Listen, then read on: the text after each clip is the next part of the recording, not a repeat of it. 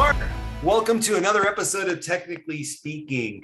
Today, we're going to talk about some things that are top of mind to me, which is privacy-preserving computing. So what that means is we have our customers who have all the data that they manipulate within their organizations, usually to make money against it. But because they're making money with that data and the other things that they do, that stuff is worth stealing.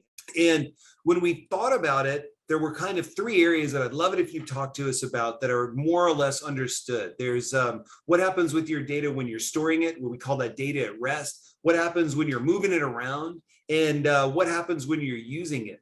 And there've been some advances in all those areas, but there's some things that are well understood. One of those, though, is very problematic and difficult. So would you mind giving a quick Mark Campbell summary on some of the things like data at rest and data in transit? And then can we talk about the thing that's super hard, data in use, and why we care?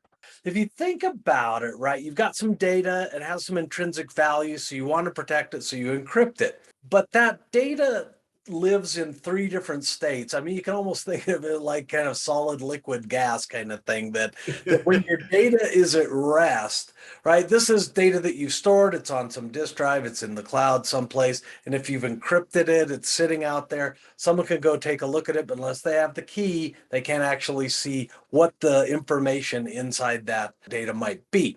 Now, when we get ready to transfer data back and forth, while that data is in transit, we can also encrypt it as it's going across the wire from A to B.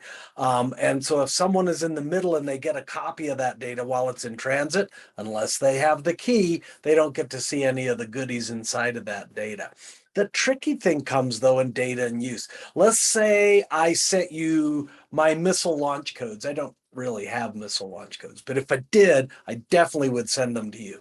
And if I said, by the way, the key is Saskatchewan, here's my secret launch codes, I'm sending it to you, now you've got it.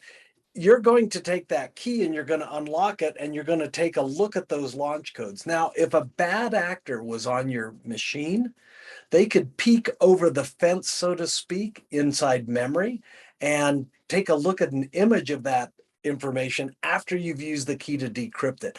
That's data in use. So how exactly do you protect the data in use from prying eyes? That's a tricky problem. There are some solutions to it, though.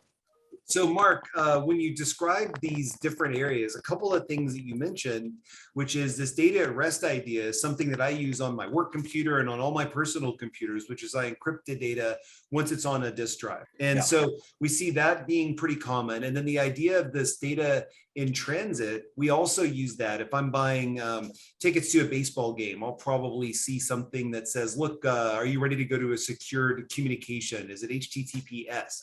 So then that raises the question that you just did, which is once you've got it and the data has been safely stored and safely moved around, then we start to think about, okay, what if we just assume that our environment will be compromised at some point and we're handling the most sensitive things? But we see that happening. And if you assume that it's been compromised, how do you then prevent that data when it's in use from being, taken advantage of?